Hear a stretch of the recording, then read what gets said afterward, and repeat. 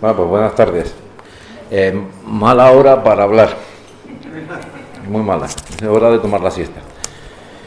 Bien, la exposición que me corresponde a mí es hablar del futuro de la educación secundaria en España, ¿no? O sea, que el parámetro está bien claro. Bien, lo primero que tengo que decir es que, como tesis fuerte para empezar, es que el sintagma de educación obligatoria a mí me parece hierro de madera, así como suena, ¿eh? Quiero decir que la educación puede ser muchas cosas, pero lo que no puede ser es obligatoria.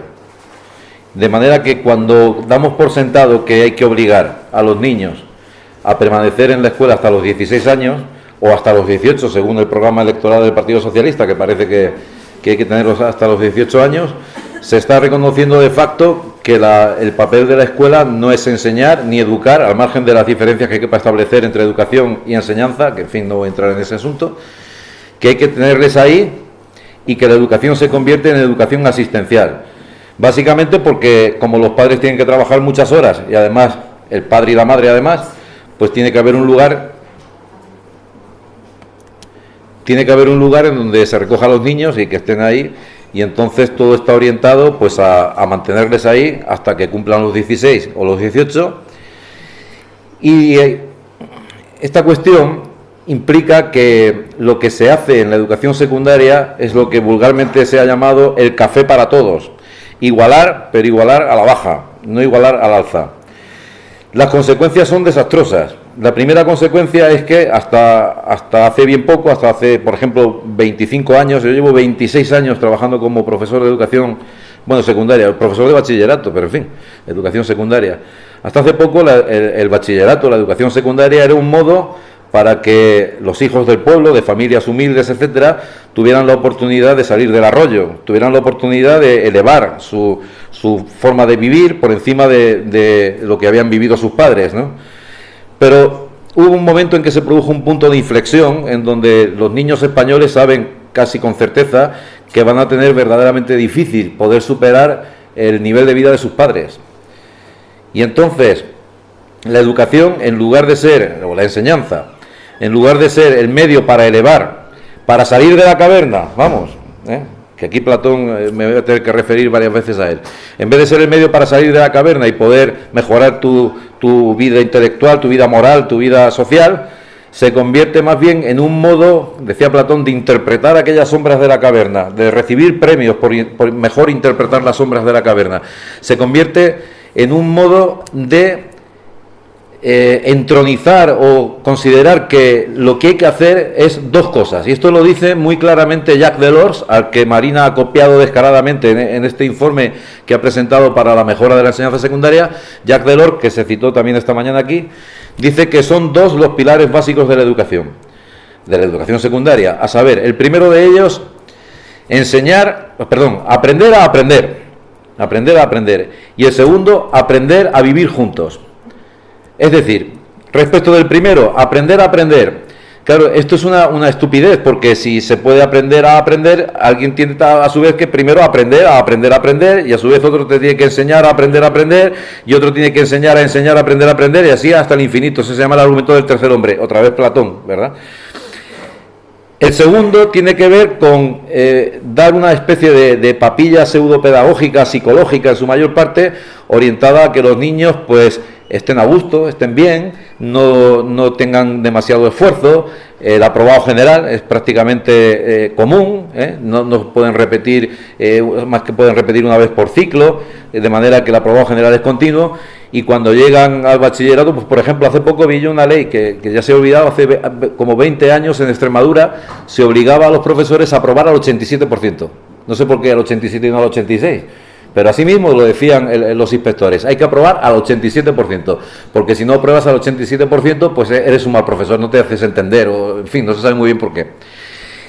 Los dos pilares de la educación, según Jacques Delors en este informe de la UNESCO, pues tienen que ver con esta idea fundamental de que, en primer lugar, no se trata de adquirir conocimientos, sino de una especie de destrezas básicas que se llaman. A saber, de lo que se trata es de que los niños tengan una serie de metodologías orientadas a que les enseñen cuando terminen esa educación secundaria inespecífica, que no se sabe muy bien para qué está, para que les enseñen en las empresas. Esto es una reminiscencia del famoso pragmatismo norteamericano, un pragmatismo debilitado porque, si tenemos en cuenta lo que decían Dewey y compañía, ponían mucho énfasis en que el profesor tenía que ser experto en su disciplina. Pero esto es la parte del pragmatismo que ha pasado a segundo plano. Lo siguiente era que los conocimientos que adquirían los niños en la famosa educación comprensiva tenían que ser conocimientos que tenían la misión fundamental de integrarse en sus propias referencias, es decir, que todo lo que tú tenías que explicarles tenía que estar integrado en su propia forma de ver el mundo, es decir, en la caverna otra vez, tenía que relacionar esos contenidos con las sombras en las que viven, las sombras ideológicas, tenían que ser significativos para ellos. Naturalmente, muchas veces la educación, y esto no se suele decir, la educación es una forma suprema de violencia porque se trata de violentar al alumno, de que, lo explicaba Platón en el mito de la caverna famoso, no se puede conducir, no se puede arrastrar al alumno fuera de la caverna, no se le puede llevar, hay que mostrar, enseñar, y que él vaya reconociendo por la anamnesis, por el reconocimiento de lo que ya sabía, el mito de la reminiscencia, vaya reconociendo que eso es la verdad o que eso es lo que tiene que aprender. Ahora no, ahora se trata de adquirir habilidades. Una y otra vez la escuela se ha reducido a hacer cosas, y entonces cuando aprenden a multiplicar, pues no se pasa a enseñarles a dividir, sino que se tienen que estar como 4 meses haciendo multiplicaciones. Todo está en hacer, hay que hacer muchas cosas, continuamente hay que hacer cosas y hacer, pero un hacer que no implica un saber, lo cual pues, es una cosa bastante absurda. Y entonces el segundo pilar básico de la educación, el primero, aprender a aprender, eso no tiene ningún sentido y solamente quiere decir que no te enseñamos nada, pero te damos una serie de metodologías para que cuando termines, con muy poca formación intelectual, con ningún sentido crítico, pues te puedan contratar en una empresa, pagarte poco dinero y ahí ya te forman y te enseñan lo que tienes que hacer, ¿verdad? La segunda, aprender a convivir. Todo este follón de la educación ética, educación cívica, nosotros distinguimos 2 planos en esta idea de la educación. Un plano reglado, un plano regulado, esto está en el Protágoras de Platón también, otra vez Platón. En Protágoras se presenta en la casa de Calias como el maestro de la virtud. Y entonces en un combate fenomenal, pues Sócrates demuestra que nadie puede cobrar por lo que todo el mundo hace. Esto quiere decir que todos somos maestros de la virtud, que la escuela no es un mundo aparte, no es la sociedad divina, no es la ciudad de Dios de San Agustín, sino que la escuela es un fractal de la sociedad política. Esta mañana se hablaba de cómo proteger a los alumnos de la ideología, ¿verdad? De que el profesor se ciña a sus contenidos específicos en lugar de dar orientaciones o directrices de carácter ideológico.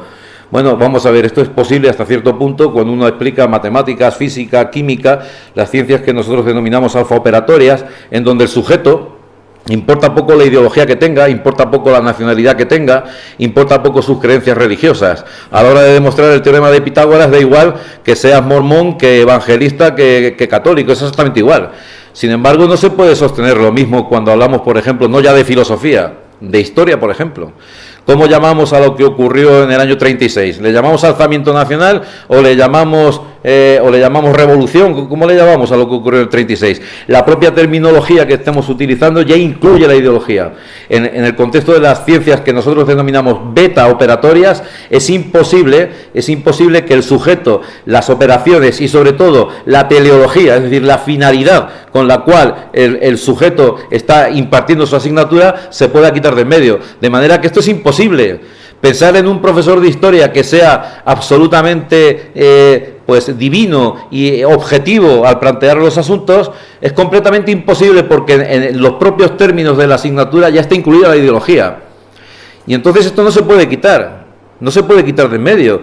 Todos los esfuerzos encaminados a decir, por ejemplo ahora con los estándares básicos que nos han puesto, que es una locura completa, que nos dicen, bueno, usted tiene que dar esto y lo tiene que dar de esta manera y lo tiene que coordinar con la evaluación de este modo, todo orientado, al parecer, orientado a que los alumnos reciban una educación aséptica, libre de ideologías. Esto es imposible.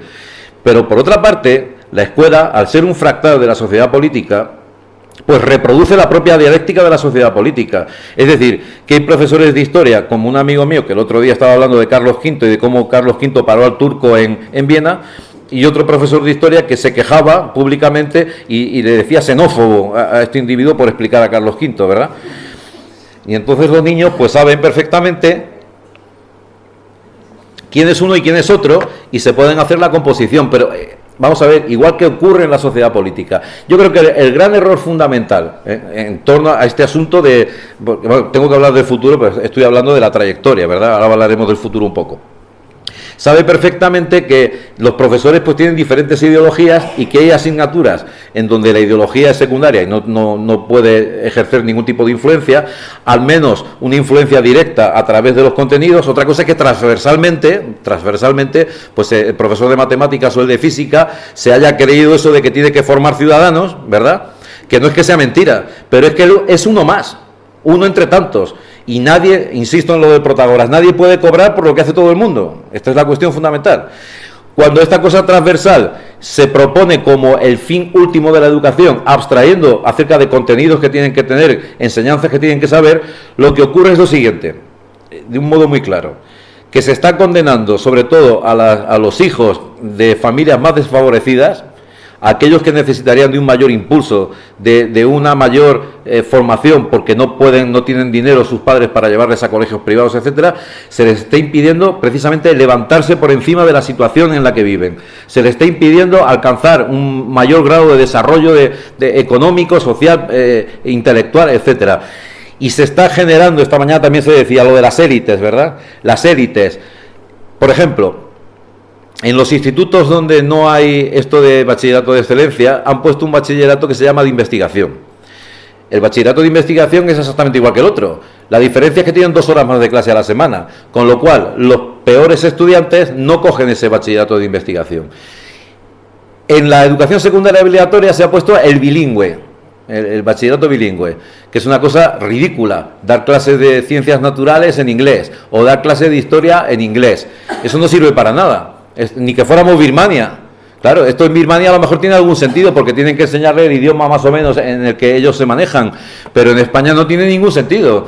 Ahora, ¿qué ocurre? Que en realidad lo que pasa aquí es que los padres que no quieren que sus niños vayan con la morralla, como dicen, con la morralla, pues les matriculan en el bilingüe porque saben que la morralla no se matricula en el bilingüe porque tienen 2 horas más. Y entonces no se atreven a decirlo claramente, no se atreven a decir claramente que quieren fomentar una élite.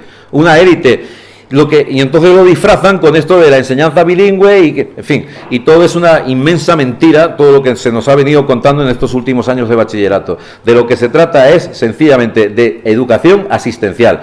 La inmediata consecuencia es que las puertas están cerradas, de manera que los centros de secundaria se han convertido en cárceles.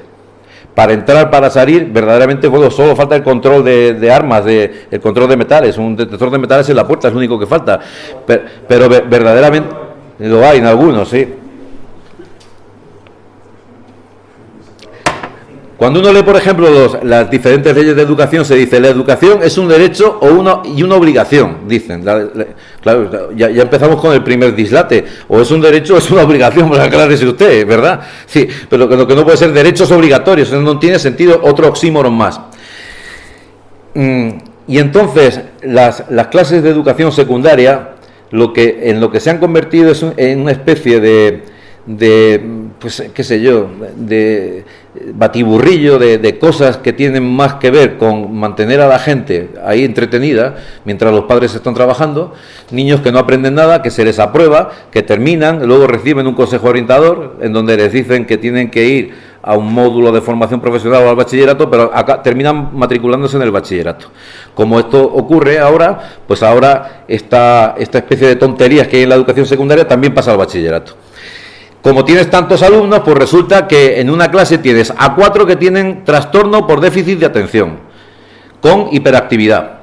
Otros que tienen trastorno de déficit de atención sin hiperactividad. Incluso hay un tercer grupo que tienen trastorno por déficit de atención con hiperactividad o casi. Y de manera que ya está todo clasificado. Y entonces, a este niño, como tiene trastorno por déficit de atención, pues tienes que hacerle una adaptación curricular. que si es significativa quiere decir que le vas a suspender porque no puede entender lo que les estás explicando, pero si no es significativa, pues entonces por lo menos le vas a poder poner un 5, porque el niño por lo menos pilla alguna cosa. Es decir, descabálguense si alguno cree todavía en esto. De lo que se trata es de tenerles allí, sencillamente tenerles allí. Yo he visto constantemente cuando la inspección, yo me he enfrentado muchas veces con los inspectores, que lo único que se meten conmigo es porque no paso lista. No paso lista. Y no paso lista porque no me da la gana. Porque, y además se lo expliqué, mire usted, el que tenga interés que venga, el que no, enemigo que huye, puente de plata. Esta es la cuestión. Si tienes interés, pues bien, vienes y yo te enseño, y si no quieres venir, pues no vengas. Nada, no, eso es imposible. Porque usted tiene la obligación y los padres tienen el derecho de saber si su hijo está en clase o no está en clase. Con lo cual, fíjense ustedes, para preparar una clase necesitas una hora, quizás 20 minutos para prepararla, en fin, más o menos. Cuando llevas muchos años a veces ni eso, porque ya te la sabes de memoria. Pero para pasar falta y pasar lista pierdes una semana, porque tienes que ponerle la falta al niño que no ha venido. Cuando te trae justificante, tienes que ponerle el justificante y avisar a su padre de que ha justificado la falta. ¿Qué cosa más absurda no hay? Porque si la ha justificado el padre, ¿por qué le tienes que avisar? Pues no, le tienes que avisar. Y así que le has avisado y tal, tienes que ir al programa informático Plumier 21, que normalmente no funciona, y tienes que ponerle la falta, la justificación y los 2 informes que ha mandado el padre. Con lo cual entras a la sala de profesores y dices, joder, aquí cómo trabaja la gente, porque están todos con los ordenadores ahí poniendo un montón de historias, y está todo el mundo con papeleos y tal. Es decir, burócratas. Nos convierten a los enseñantes en burócratas. Para suspender a un niño en la ESO hay que hacer 45 papeles para suspenderle, de manera que el que está un poco más allá dice, le den por saco, le apruebo, claro. Si tengo que justificar y ver, no, es que, a ver, ¿cuál es la competencia básica que el niño, la competencia básica, pero que le he puesto un examen y que no sabe? No, pero es que usted tiene que relacionar los criterios de calificación con los de evaluación, los criterios de evaluación con las competencias básicas, y las competencias básicas con el Espíritu Santo y lo que se les ocurra. Todo para justificar que el niño pues ha sacado un 0. El otro día comentaba con Gustavo que me viene el pedagogo y me dice que hay un niño que tiene disortografía, o sea que comete faltas de ortografía, pero es que eso es una enfermedad, no sé si lo saben ustedes. Una enfermedad. Y claro, el niño tiene 15 faltas de ortografía en el examen. Y dice, bueno, pero no se las puedes tener en cuenta. Digo, no se las voy a tener en cuenta. No, tiene un 0, no le puedo quitar más. O sea que, ¿cómo se las voy a tener en cuenta? Si no hace falta que se las tenga en cuenta. Bueno, bien, dicho esto, vamos a hablar ya un poco más en serio. Bien, cuando hablamos del futuro de la educación, pues claro, hay que entender que el futuro se puede entender de 2 maneras muy diferentes, ¿verdad? Aunque naturalmente son 2 escalas que se presuponen mutuamente. Del mismo modo en que los días presuponen las semanas, o las semanas, mejor dicho, presuponen los días, días, semanas, años son disociables, pero son inseparables. Quiero decir, materialmente no se pueden separar, porque todo día pertenece a una semana, toda semana pertenece a un año, así, ¿verdad? Hablamos de un futuro que llamamos egocéntrico o formal, que tomaría más o menos el radio de 100 años, que es el radio en donde, dice Gustavo Bueno, en un libro fundamental que les recomiendo que lean, que es la filosofía, habla de este presente, habla en términos de presente, pero que se puede trasladar al futuro inmediatamente. A escala formal o egocéntrica, el presente sería el conjunto de las generaciones que se influyen mutuamente, mientras que, por tanto, lógicamente, el pasado será el conjunto de las generaciones que nos influyeron totalmente a nosotros, sin que nosotros podamos influir ya en ellos, porque ellos están muertos, ese será el pasado. Y el futuro, y aquí voy, sería el conjunto de las generaciones que dependen enteramente de lo que hagamos nosotros, sin que ellos puedan influir en nosotros. Esta es la cuestión, ¿verdad? Pero claro, esta es una determinación del futuro que está envuelta por otra de un radio mucho mayor y además mucho más indefinido. Quizás porque, según la escala, claro, si un mapa tiene una escala muy pequeña, pues entonces las cosas se ven al detalle, pero cuando la escala es muy grande, la perspectiva es demasiado amplia y uno no ve los detalles. El presente, que llamamos formal o egocéntrico, está envuelto por un presente histórico. Pero ese presente histórico resulta que es una idea oblicua, un concepto oblicuo que depende de la plataforma en la que esté situado. Por ejemplo, quien está situado en la perspectiva pues del fundamentalismo democrático pensará que nuestro presente, aunque los atentados de París se lo han puesto muy difícil, muy complicado, que nuestro presente es el presente, bueno, aquello que decía Francis Fukuyama en el 93, el presente de la extensión a escala planetaria de la democracia capitalista, en donde todos en sus casas van a estar perfectamente contentos ahí viendo vídeos y en fin, este sería el presente, pero para los yihadistas el presente es el presente de la reconquista de Al-Ándalus, el presente de la extensión de la yihad, de la implantación de la Sharia a escala universal. Es un presente totalmente distinto. O por ejemplo, esta gente que milita, que tiene ideas de estos grupos de la New Age, ¿verdad? De la era de Acuario, etcétera, que están todo el día haciendo Reiki y estas cosas, ¿verdad? Pues para ellos es el presente, por ejemplo, de los encuentros en la tercera fase con los extraterrestres. Quiere decir que según la plataforma en la que esté situado, el presente que llamamos material o histórico es muy diferente. Por tanto, es muy diferente que hablemos de la educación a esa escala pequeña de los 100 años, a escala de las generaciones, ¿verdad?, que si hablamos de un presente en el sentido histórico, ¿verdad? Naturalmente, a esta escala pequeña de las generaciones, de la influencia que podamos hacer o que podamos dar a nuestros descendientes, lo que se puede decir acerca de la educación secundaria es que inmediatamente a una generación vista, ¿verdad?, lo que hay es un mecanicismo completo. Es decir, los alumnos han pasado a ser sujetos mecánicos, engranajes de un sistema. Tienen un número, tienen un expediente. De hecho, ya no se puede poner la nota y poner Juanito López Pérez tiene un 0, ¿no? Hay que poner el expediente número 4327 tiene un 0. No vaya a ser que el niño pues te ponga una denuncia porque ha puesto su nombre ahí con un 0. Coño, pues se ha sacado un 0, ¿qué quieres que ponga un 7? Entonces, son números. Y todo está absolutamente mecanizado. La evaluación, la calificación. No se dan cuenta que la educación es un arte. Y es un arte que no se puede determinar completamente a priori, que depende del alumnado. No se dan cuenta, por ejemplo, Marina, que ahora han nombrado por lo visto Chamberlain Mayor del Reino o algo así, y que va a cambiar la educación porque lleva 10 años con unas listas de internet en donde la gente le llama y tal, lo cual por cierto no le ha servido de mucho, porque en su informe lo que ha hecho ha sido copiar a Jacques Delors. Pero en fin, bueno, pues que nos van a evaluar, pero que nos van a evaluar a los docentes, que nos van a evaluar. ¿Cómo nos van a evaluar? ¿En qué sentido? En cuanto a la competencia de nuestra materia específica, que eso me parecería muy bien, ¿verdad? Aunque a mí me dan ganas de decir aquello que dijo Johan Cruyff cuando lo fichó el Barcelona y le dijeron: no, usted no puede entrenar porque no tiene título de entrenador. Y dijo él: ¿y qué me vas a examinar a mí de fútbol si yo sé más que nadie? Te dan ganas de decir eso, ¿verdad? Pero en fin, entiendo que eso se pudiera hacer. Eso ya se hace. Se supone que se hace en una oposición que se ha aprobado. La competencia en tu disciplina. Entonces, ¿en qué consiste la evaluación? En ver si suspendes mucho, si suspendes poco, en preguntarle a los alumnos. Claro, pues si le preguntas a los alumnos que yo le pongo un 10, que son bastante pocos, pues en este caso uno de 80. Te dirá que soy un profesor cojonudo, pero como le preguntes a los 20 y tantos que tienen un 0, te dirán que no me hago entender, que soy un desastre, que vamos, que nada. Entonces, los alumnos no pueden evaluarte. Te van a evaluar los padres. Esta es otra, lo de los padres. Se ha propuesto como una especie de índice fundamental de la calidad de la enseñanza, que también se ha hablado esta mañana mucho de la calidad de la enseñanza. Claro, el concepto de calidad de la enseñanza es otro concepto completamente absurdo. ¿Cómo se mide la calidad? La calidad solamente se puede medir si tienes, por ejemplo, un arquetipo respecto del cual mides la calidad. Es decir, por ejemplo, se puede medir la calidad de un tornillo en función del arquetipo, en función del prototipo. Comparas el tornillo que ha sido producido en una cadena de montaje, lo comparas con el prototipo y dices: bueno, este no tiene calidad porque ha quedado aquí mal hecho, porque tiene una rosca que no engarza, lo que sea, ¿verdad? Por relación a un prototipo que hay. La pregunta es: ¿dónde está el prototipo aquí?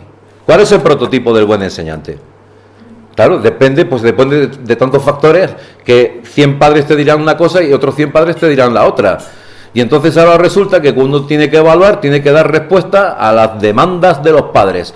Esto consiste en que yo la semana que viene, por ejemplo, como me he cargado el 90% en mi clase de bachillerato de filosofía, pues ya tengo a unas 14 madres y padres que han pedido hora, han pedido cita, como el que pide cita en el dentista. Y entonces, pues ellas mismas se dan la vez ahí en la puerta, igual que el médico. ¿Quién va primero, verdad? Y entonces tú estás ahí sentado en el despacho y todos te dicen lo mismo. Es que mi hijo en la ESO sacaba notable y sobresaliente. Y yo siempre les digo lo mismo, pues a su hijo le han estafado. Porque su hijo es analfabeto, no sabe escribir, no sabe leer, no entiende absolutamente nada y se ha matriculado en bachillerato de ciencias. Esta es la cuestión. Otra te viene y te dice, no, es que mi hijo tiene trastorno por déficit de atención. ¿Y yo qué quiere que le haga? Si tiene trastorno por déficit de atención, debe usted una pastilla. ¿Y qué quiere que le haga yo? Esta es la cuestión. Todo envuelto por esta idea de la enseñanza asistencial, de que estén allí, mientras estén allí da igual. Yo he comprobado que da igual que no des clase, da igual, nadie se va a quejar. Yo me acuerdo de un compañero, no voy a decir el nombre ni nada, que el primer día que entró a clase les dijo, mirad, si no me dais el follón, aprobado general, pero que no se entere nadie. Y entonces cerraba la puerta y ahí los niños estaban leyendo TVOs o lo que fuera, y dio aprobado general, nadie se quejó, nadie dijo absolutamente nada. ¿Cuándo se quejan? Cuando suspendas al 70%. Esta es la cuestión. Entonces, puedes hacer lo que quieras, siempre y cuando tú pases lista y esté todo ordenadito y sepas que los niños han ido a clase y no están por ahí fumando porros o qué sé yo, o matando perros. Bueno, con este panorama, este futuro inmediato que vamos a dejar a las siguientes generaciones es el siguiente. Hay unas élites que pueden enviar a sus niños a los colegios privados, en donde el control es absoluto, en donde se les está insistiendo que tienen que estudiar, en donde se prima el esfuerzo, y un café para todos distribuido. Claro, naturalmente también hay que hacer muchos matices, porque no es lo mismo un instituto de un pueblo, yo trabajo en un pueblo relativamente grande, de 20 y tantos mil habitantes, que un instituto de un barrio de una ciudad, un barrio rico, un barrio pobre. Claro, luego hay que hacer matices, ¿verdad? Pero en general la educación secundaria, la finalidad para la que está concebida es para que, siguiendo con Platón, para que los alumnos que están en la caverna, mirando aquellas sombras que pasan por enfrente, pues aprendan a distinguir qué sombra pasaba antes, qué sombra pasaba después, y no sean capaces de levantarse por encima de esas sombras y tener instrumentos que les permitan interpretar la realidad. Porque hay que tener en cuenta que estos alumnos son los futuros votantes. De manera que cuando un alumno de estos pues sea capaz de tener una mínima... Bueno, esto también lo dicen mucho, lo de la capacidad crítica, pero la capacidad crítica ¿con qué? ¿Y de qué? Porque esto de la capacidad crítica, el espíritu crítico, dicen, ¿verdad? Que los niños adquieran espíritu crítico. ¿Y eso qué es? ¿El Espíritu Santo en versión democrática? ¿O qué es eso del espíritu crítico?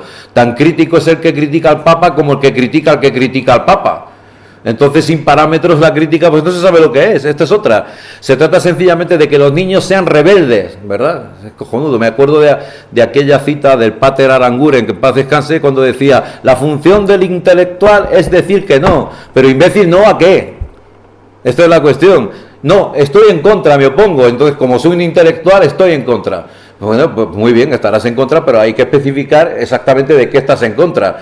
Es decir, todo es una especie de cosa, pues así, deletérea. Es el idealismo aplicado en la enseñanza, la idea de que todos los alumnos son iguales, cosa que es totalmente falsa porque todos los alumnos son distintos, no son iguales. La idea de que se pueden homogeneizar los contenidos, que a todo el mundo se le puede informar de lo mismo y que unos pueden alcanzar tanto grado de cumplimiento de las competencias básicas, 15 competencias básicas. Pregunta, ¿y por qué no 34? ¿Y por qué no 47? Porque claro, yo sé por qué hay 3 clases de ángulos o 3 clases de triángulos, pero ¿por qué hay 15 competencias básicas? Todavía no me lo explica nadie. Que alguien me diga por qué hay 15 y no 17 o 14, ¿verdad? Todo esto es una especie de engaño que tiene que ver también pues con la sociedad política en la que estamos viviendo. Con el índice de paro que hay, pues lo normal es que haya que tener a los niños en la escuela no hasta los 18, hasta los 35 si es posible. De hecho, hay por ahí quien dice la educación continua a lo largo de toda la vida. De manera que el proceso de enseñanza-aprendizaje comienza con los 0 años y acaba, pues qué sé yo, cuando te van a dar la extrema unción, todavía estás aprendiendo, ¿verdad? Aprendes cómo se da la extrema unción. Entonces, pues esto es un estado que además se cree se cree estar en el derecho de decidir qué es lo bueno, qué es lo malo, qué es lo correcto, qué es lo incorrecto, que interrumpe lo que es la educación tradicional de las familias, que se arroga unas competencias que no le pertenecen, porque decidir si uno tiene... Esta mañana, por ejemplo, se decía que acerca del derecho a decidir de los padres. A mí me hace mucha gracia. ¿Y qué pasa si los padres son yihadistas? Que también los hay, ¿eh? ¿Qué pasa? ¿Tienen derecho a decidir que a su hijo se le enseñe el Corán y se le enseñe que hay que matar a los infieles? ¿Cuáles son los límites del derecho de los padres a decidir? Porque tienen que estar los límites bien claramente establecidos, pero no están. Bien, respecto ya de ese otro futuro, del futuro histórico, también depende de la plataforma en la que estamos situados. Respecto de ese futuro, pues parece bien claro cuál es la plataforma. España desaparece. Hay una doble muerte de España en las aulas. Una, la muerte autonómica. Cada autonomía habla de los ríos de su autonomía. Una cosa muy graciosa que ha pasado con esto de las competencias básicas es que como la gente se las copia, resulta que en las competencias básicas o estándares básicos de Murcia aparece conocer todos los ríos de Aragón. Porque el copia y pega se le pasó. Y entonces, pues de que conozcan todos los ríos de Aragón, coño, cuando lees eso dices, ¿y esto qué coño es? Que conozcan los de Murcia los ríos de Aragón, ¿verdad? Bueno, claro, los ríos de Aragón es cosa de decir, el Ebro, ¿verdad? El río, en fin, bueno.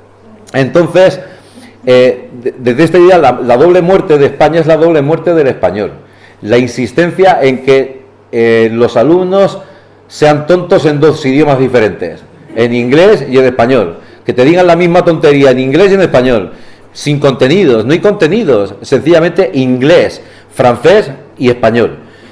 Entonces resulta que, por ejemplo, en mi instituto pues hay 8 profesores de inglés, 5 profesores de francés, 2 profesores de filosofía. Bueno, y otra competencia básica fundamental es el deporte, que los niños hagan deporte, porque mientras hacen deporte no se drogan, como si el deporte no fuese una droga peor que las otras, que eso que tiene bemoles, Bueno, yo les recomiendo que lean un libro de Gustavo Bueno sobre el deporte, ¿verdad? Sobre la idea de deporte.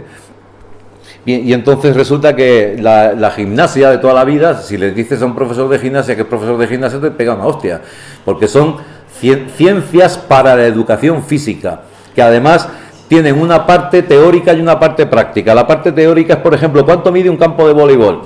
Esa es la parte teórica, y la parte práctica es que se ponen a jugar al voleibol. Entonces tiene su parte teórica y su parte práctica. Y entonces hay pues 5 o 6 profesores de educación física, 3 de matemáticas, 2 de filosofía y 3 de historia. Esta es la cuestión. ¿Por qué?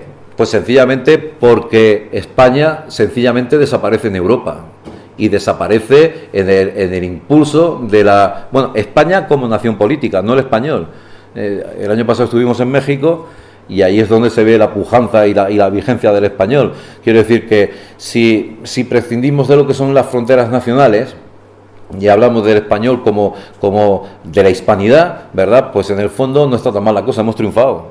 Quiero decir que en México no se habla catalán ni el euskérico florido este que se han sacado de la manga, el batúa, ni se habla gallego, se habla español, y se habla español en Chile, en Perú, en México, en Puerto Rico. Entonces ahí está clarísimo el asunto, pero aquí en España no está clarísimo. Aquí España está condenada a desaparecer porque fundamentalmente la educación se ha considerado como un modo de ingeniería social en el cual a los niños se les está diciendo constantemente que lo bueno es la tierra, el terruño, el poblacho, que lo bueno es comprender lo que te rodea inmediatamente, el círculo concéntrico más inmediato, sin darse cuenta de que hay otros círculos mucho mayores, sin darse cuenta de que ese círculo concéntrico inmediato en el que viven no es posible si no hubiera existido España como nación. Y esta es la cuestión. Y además, como además entre el profesorado de bachillerato y secundaria está bastante extendido esta idea del progresismo, la inmensa mayoría de los compañeros son progresistas, que quiere decir que están a favor del progreso. Yo muchas veces cuando me dicen que son progresistas les digo, ¿a favor del progreso de qué? ¿Del cáncer? Dicen, no, del cáncer no. Pues entonces, aclárese usted de qué progreso, porque claro, el progreso se dice de muchas cosas, depende del objeto al que te refieras que progrese, o sea, que en fin, el progreso. Y entonces se trata de que a los niños, educación para la paz, ¿verdad? Este es uno de los contenidos esenciales, educación para la paz y educación para la convivencia pacífica. Y el día no sé qué de octubre o de noviembre, no me acuerdo el día, le ponen unas cancioncitas horteras de color esperanza y no sé qué, salen los niños al patio, echan unas palomitas al aire y unos globos, ¿verdad? Y cantan por la paz mundial y cantan el Imagine este de John Lennon, que canción más estúpida no hay, ¿verdad? Y imagínate que no hay naciones, imagínate que no hay religiones, pues, bueno, pues muy bien, imagínatelo, pero el caso es que las hay, imagínatelo. Bien, y entonces los niños pues tienen que ser pacifistas. Esto tiene una función muy clara e inmediata, y es que no se maten a hostias en el patio de recreo, ¿verdad? Claro, pues para eso va, pero realmente no te lo puedes tomar en serio.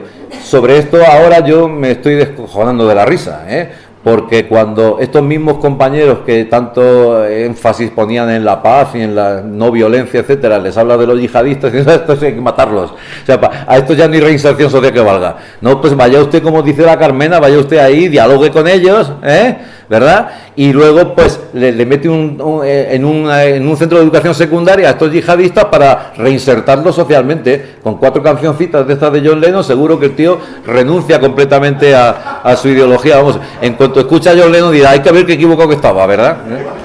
Qué error más grave que cometí. Gracias.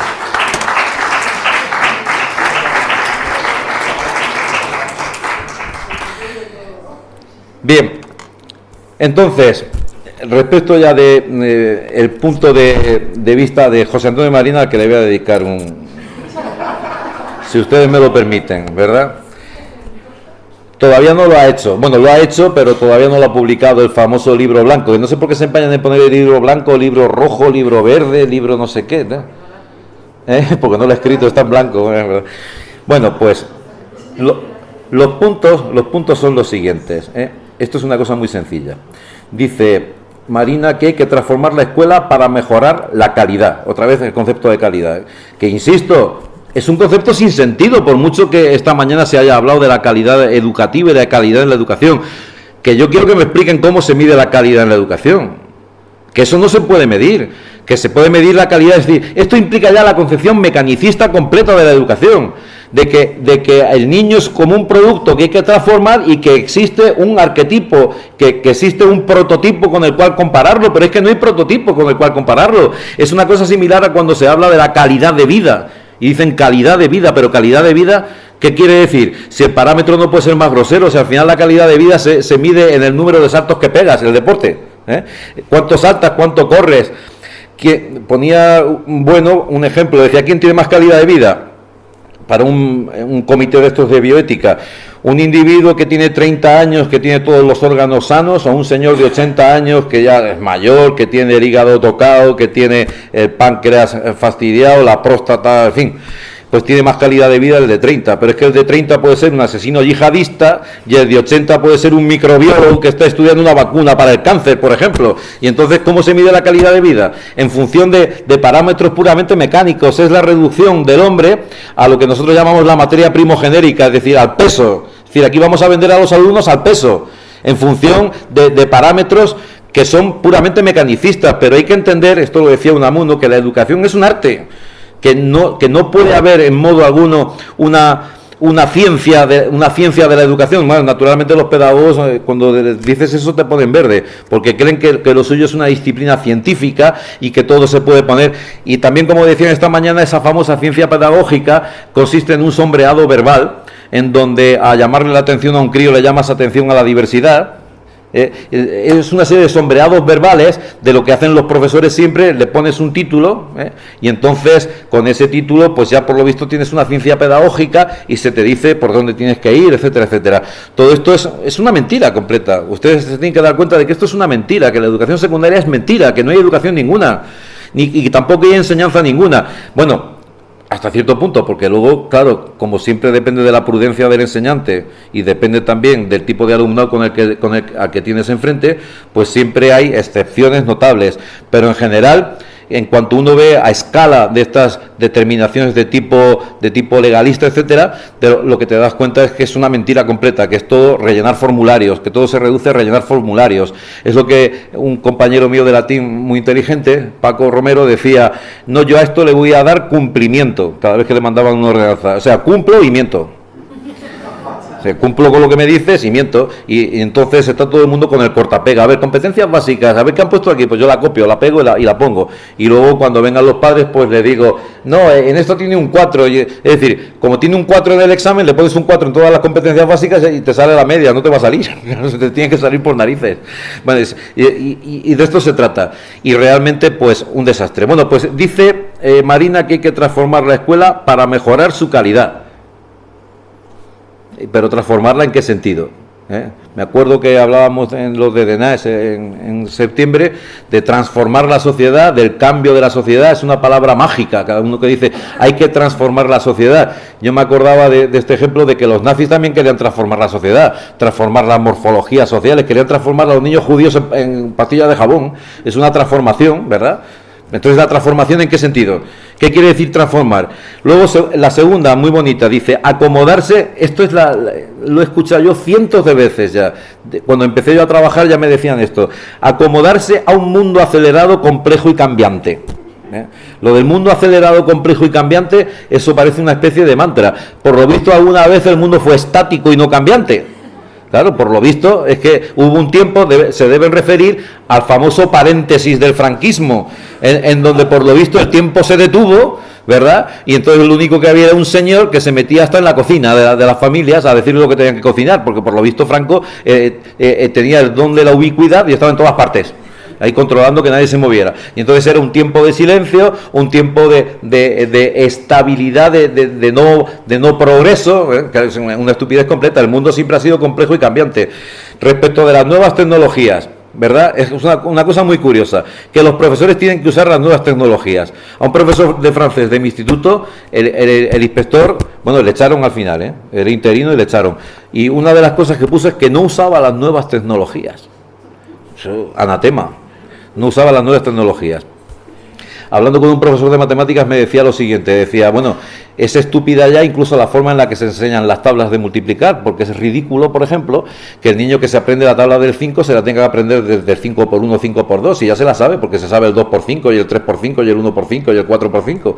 La tabla del 5 debería empezar por el 5, y la tabla del 6, del 5 por 5, la tabla del 6 debería de empezar por el 6 por 6, porque los otros ya lo sabe, ¿verdad? Y entonces ahora la calidad en la educación consiste en que antiguamente tenías a la profesora de parvulitos con aquello de 5 por 1, 5, 5 por 2, 10, ¿verdad?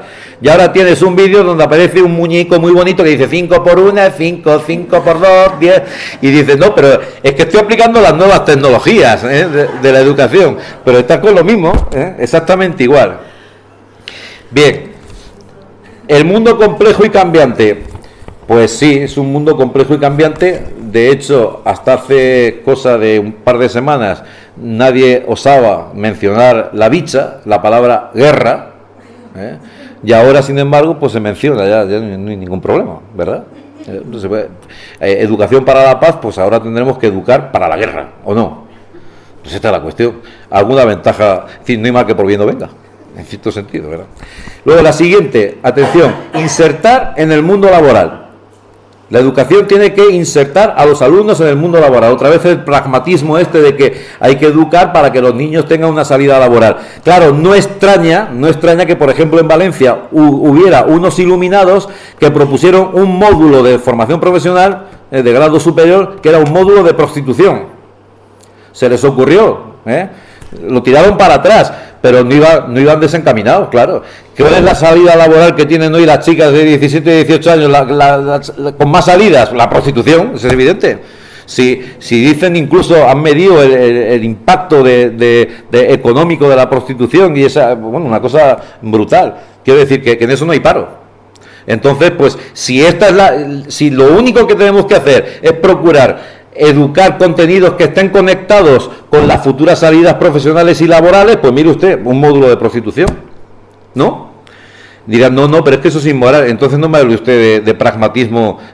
Si me introduce aquí la filosofía moral, entonces estamos hablando de otra cosa completamente diferente.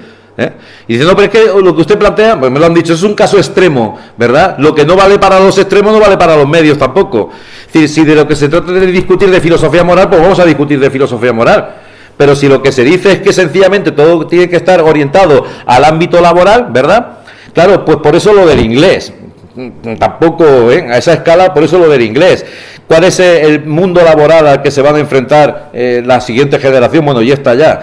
Pues un mundo laboral en donde, teniendo en cuenta que no les hemos enseñado nada, que no han aprendido nada porque no les hemos enseñado nada, y que con estas tasas de paro terribles que tenemos en España, pues su salida laboral es marchar al extranjero. Si son inteligentes, marcharán y tendrán buenos oficios, y si son menos inteligentes, pues irán a la costa a servir paellas a los ingleses. En ambos casos hace falta el inglés.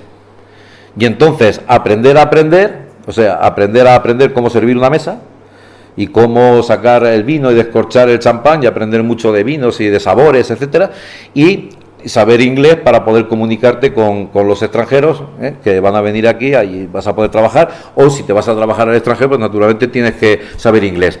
Pues bien, esto lo presenta Marina como si hubiera descubierto el Mediterráneo, que la enseñanza secundaria y el bachillerato tienen que estar orientados a la salida profesional.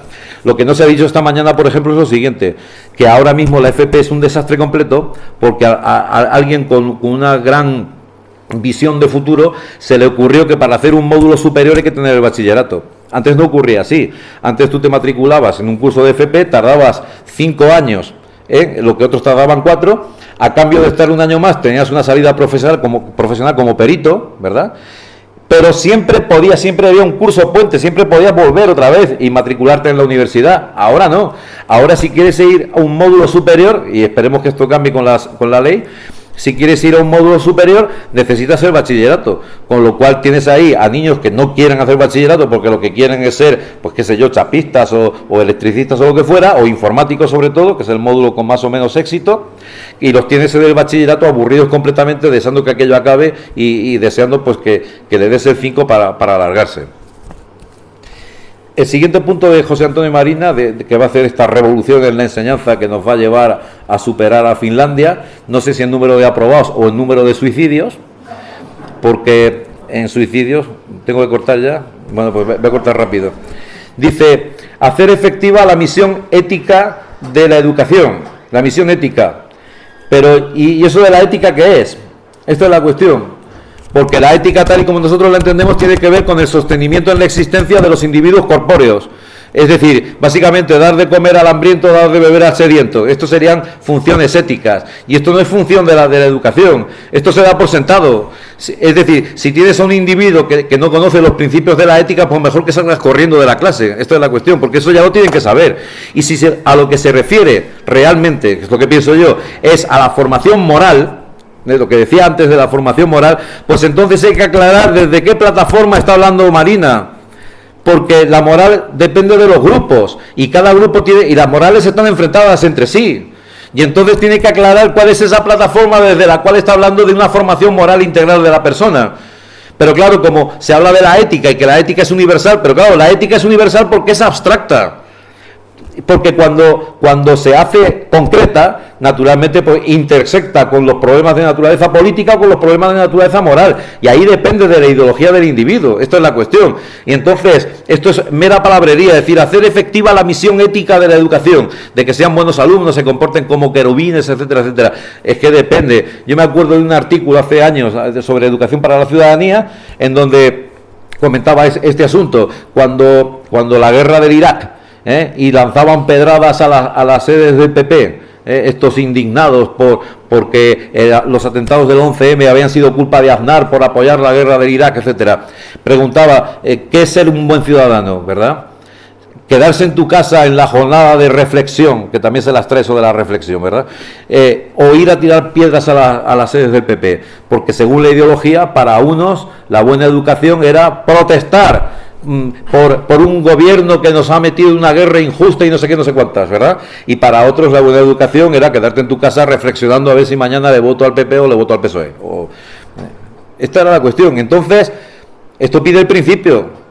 Y esto hay que aclararlo, hay que darse cuenta de que, pues como decía antes, la educación secundaria, los centros de educación secundaria son un fractal de la sociedad política que reproducen enteramente las tensiones y la dialéctica que se da en la propia sociedad política.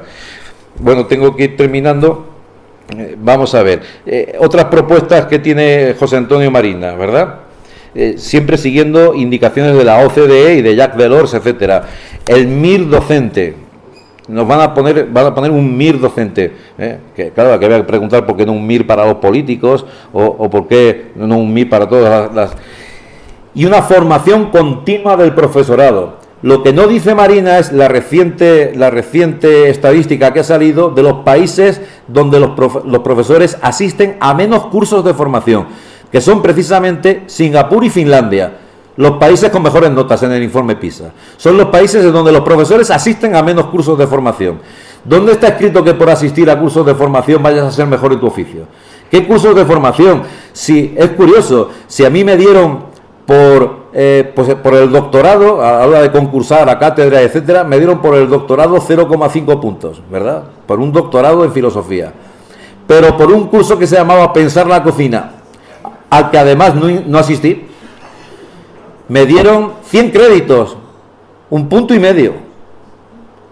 Eso es la formación del profesorado. O el diseño curriculante no vinculante de la UGT, ¿verdad? Y entonces te dan 2 puntos, ¿verdad? Pero por haber ido a dar una conferencia a México DF te dan los buenos días. Vaya usted con Dios, ¿verdad? Bien. Y luego ya la otra más bonita, según las recomendaciones de la OCDE, es el portfolio, que eso lo va a solucionar todo, el portfolio.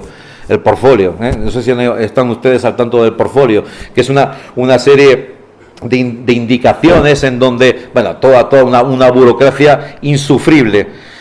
Bueno, pues acabo porque se me acaba el tiempo. Ya está. Sí, lo vas a... No puedo decir nada. Pues sí.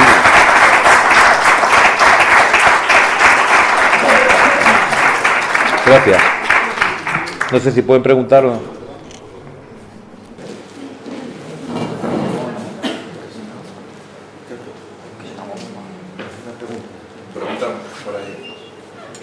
Bueno, no hace falta el micrófono, pero como estamos casi todos acostumbrados a hablar en el espacio más amplio, con mucho más ruido, yo estoy encantado de poder escuchar algo tan bien expresado, tan claro, con tanta energía y tanto sentido de humor. Estoy totalmente de acuerdo con lo que has dicho, con el diagnóstico.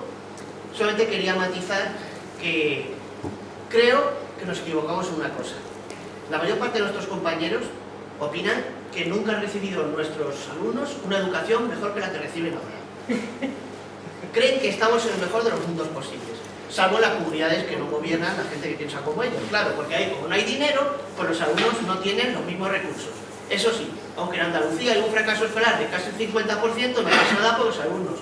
La comunidad se gasta mucho más dinero, están mucho más atendidos. Creo que ellos piensan, no sé si el símil es incomparable, pero aquí imagino que habrá profesionales de la enseñanza que son personas de religión. Puede haber hermanos de alguna organización religiosa. Yo estudié en colegios religiosos, he estudiado en instituto público, he sido profesor, sigo siendo de centros públicos. Un profesor de un centro privado con un ideario religioso, primero es una persona, un hombre y una mujer de religión, y luego es un técnico profesor de su materia. Nuestros compañeros, la mayoría de las veces, son activistas políticos, luego son subsidiariamente profesores de sus materias, algunos excelentes. Es verdad que el material con el que trabajamos, material humano, es muy complejo. ¿Por qué no quieren que haya evaluaciones externas? Porque no quieren problemas, no quieren que se evidencie que la mejor manera de estar a gusto con los alumnos es no explicándoles nada y aprobándoles, como tú has puesto ese ejemplo muy bueno, que yo también he visto en muchos institutos. No me creéis problemas y ya tenéis un 5. El que quiera aprobar y sacar más nota, que hable conmigo. Le haré un examen aparte con lo que yo explico. Entonces, me ha gustado muchísimo como lo has dicho, sobre todo, mucho sentido del humor. Podría haber sido, aquí me sugería mi compañero José Luis, un monólogo del Club de la Comedia. Y muchos padres nos habrían dado la razón porque realmente es que es así. Pero a mí lo que me preocupa es qué podemos hacer nosotros. ¿Qué soluciones podemos aportar? ¿Cómo denunciar esto? Yo estoy en el instituto y procuro dar las clases lo mejor posible. Tengo alumnos maravillosos, la mayoría son un desastre. Intento relativizar, intento comprender, incluso a veces voy al departamento de orientación y me dejo seducir por sus cantos de sirena, porque son los que organizan la vida en los centros, no nos quepa la menor duda, tienen un poder inmenso y encima cuestionan lo que sabes y la manera de hacerlo. Los alumnos tienen que estar a gusto, lo que has dicho al principio es la clave de todo.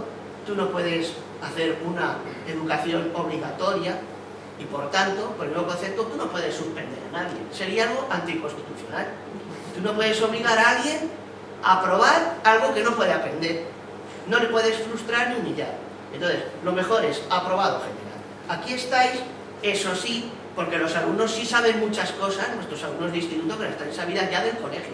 Sí saben que no hay que ser racista, España es un estado social y asistencial, todos somos iguales, el patriarcado es algo horroroso, la familia nuclear, bueno, ellos tienen ya interiorizadas una serie de cosas que forman parte de una ideología, de una ingeniería social muy clara. Pero vamos a lo práctico. Muy bien, chicos, tenéis 16, 18 años, id a buscaros la vida. Este año pasado, el curso pasado, he sido tutor de prácticas del máster. Me ha venido una alumna, por otra parte, muy inteligente, muy preparada, la Universidad Autónoma de Madrid, y me he dejado la posibilidad de dar clases en los mejores grupos. He intentado ser generoso, pero tampoco quería eludir la realidad de cuáles eran los grupos más. Y me dice que la Universidad Autónoma, en la carrera, han tenido una asignatura cuatrimestral que era Rigoberta Menchú y la literatura en el contexto postcolonial. Evidentemente, eso es una excusa para que un profesor titular catedrático de la Universidad Autónoma haya puesto ideología marxista y criticar el imperialismo español, yanqui, etcétera, etcétera. Antes hablábamos por aquí con un compañero un poco de la leyenda negra. Sabemos bien de qué va. Luego vamos al instituto y le digo, bueno chica, ¿y de Galdós qué sabes? Pues mira, en 5 años de carrera, bueno, 3 más los 2 del grado, jamás hemos dado nada de Galdós. Y yo, bueno, no te preocupes porque vas a dar clase en tercero y ahí no hay que hablar de Galdós. Pues yo quería haber hablado contigo un poco de Galdós. Bueno, ¿y qué tal si les hablas de San Juan de la Cruz, Fray Luis, Santa Teresa? ¡Uy! Nunca me han hablado de ellos, por poner un ejemplo. Entonces, si no sabemos lo que hay que explicar a los chicos, no tenemos los profesores a veces preparación, sobre todo los profesores jóvenes que vienen para impartir esas materias, y se enfatizan que hay que emplear nuevas tecnologías y en inglés, pues al final es todo un barniz, ya no es clase de lengua, ya no es clase de filosofía, ya no es clase de matemáticas, es tormenta de ideas de lengua, tormenta de ideas de matemáticas, tormenta de ideas de historia. Pero repito, me gustaría que me ayudarais a hacer qué podemos hacer. Porque yo a lo mejor llevo el lunes al instituto y digo, mira, voy a poner la nota que de verdad se merece. 90% de suspensos en bachillerato. Lo que tú has dicho. A los padres, ¿qué vamos a decir? Mira, han engañado a tu hijo, os han estafado. Sí, sí. Tu hijo no sabe escribir, no sabe pensar, no tiene vocabulario, y yo le tengo que explicar en 4 horas a la semana la lingüística, la semántica, la morfología, los tipos de textos, más toda la literatura española del siglo X al año 1900. Sí, bueno, me dicen que tenemos que cortar y que no puedo dar más palabras. Hay un chico que quiere... Es que no tenemos tiempo. Entonces, solo contestarle. Yo en esto soy estoico. Soy estoico, procuro mantener limpia mi casa y espero que los demás hagan lo mismo, porque no se puede hacer otra cosa. No se puede hacer otra cosa. Y luego, pues, tienes que intentar saber lidiar con la prudencia, con la inspección, con la dirección, con la jefatura de estudios, con los padres, tienes que saber lidiar, de alguna forma. Respecto de los alumnos, yo me he dado cuenta, sobre todo en la ESO, que lo fundamental es que por lo menos te puedan escuchar, que ya cuesta, que a veces ya cuesta. Y entonces, pues, yo tengo la suerte de que les doy miedo. Les pego 4 gritos y se acojonan. Y entonces, pues por lo menos están ahí. Claro, me ponen verde, pero cuando el niño le dice, no, es que en la única clase en donde nos enteramos de algo es la de Joaquín, porque se están callados los cabrones estos que no paran de dar el follón, cuando entra él se callan, pues por lo menos. Entonces yo procuro mantener limpio mi despacho, y espero que los demás hagan lo mismo, porque realmente no hay Vamos a ver, cuando metes a niños en un aula que lo único que tienen en común es la edad, con de diferente extracción social, de diferentes conocimientos, de diferente inteligencia, con intereses muy diversos, pues es imposible, es que no se puede, porque no hay ninguna unidad ahí.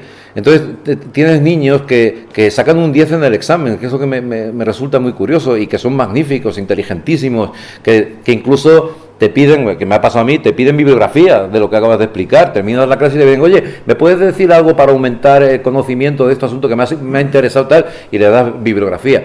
Y hay otros que están durmiendo en la misma clase, están totalmente dormidos. Y entonces aquí mucha pedagogía y mucho análisis psicopedagógico y tal, pero lo que importa es sencillamente, lo he dicho, es educación asistencial. Y por eso han cerrado las puertas de los institutos. Me acuerdo de un inspector que venía diciendo, es que hemos introducido la libertad en las aulas, decía el hombre en su exposición. Y yo le dije, sí, cerrando las puertas, hombre, cerrando las puertas, y los niños saltan por las vallas que se van a matar. En mi instituto los veo yo que tiran los macutos y saltan por las vallas para matarse, realmente porque huyen como de la peste de sus derechos. Claro, la cosa no puede ser más graciosa, ¿verdad? Además llevan todos unas crestas de mohicanos y unas cosas que dicen, bueno, si esto parece la valla de Melilla, vamos a tener que poner concertinas aquí, ¿verdad? Y entonces, ¿para qué están ahí? Porque mientras están ahí, pues se supone que no están en otro sitio, y a los profesores se nos pide no que les enseñemos nada, que les mostremos nada, sino, como decía Platón, que les arrastremos a la fuerza. Y claro, decía Platón, ¿no crees que sufriría y llevaría mal el ser arrastrado aquel que al pasar bruscamente de las tinieblas a la luz, ¿verdad? No vería nada. Y claro, no ven nada porque les estás obligando, les estás enseñando cosas que no tienen instrumentos para interpretarlas, no pueden saber nada. Es decir, ¿cómo vas a enseñarle, qué sé yo, ecuaciones diferenciales a un señor que no sabe multiplicar? Es imposible. Me acuerdo explicándole un concepto filosófico de identidad sintética sobre las ciencias y tal, se lo comentaba esta mañana a Carlos, que puse el teorema de Pitágoras. Estoy hablando de segundo de bachillerato, 17 años, y no sabía nadie nada de lo que era el teorema de Pitágoras, no lo conocían, no sabían lo que era, y me decían, no, es que somos de letras. No, de letras no, sois imbéciles, ¿qué coño de letras? Pero con 18 años no saber el teorema de Pitágoras, es increíble. Y están en segundo de bachillerato y van a ir a la universidad, pero es que son de letras, Esta es otra, la división de letras y ciencias. Y de ciencias, que ahora se puede hacer el bachillerato sin dar matemáticas, es increíble. Bachillerato sin matemáticas de ciencias, ¿pero qué ciencias? Si de las tres patas de la ciencia moderna son la física, la química y las matemáticas, sueltas una, ¿cómo se va a sostener la mesa en dos patas? Se cae al suelo, y se caen al suelo constantemente, no saben razonar. No razonan, es imposible razonar, porque la enseñanza ha terminado en ser totalmente memorística. Después de tanta innovación pedagógica y medios de no sé qué, al final los niños se lo saben de memoria.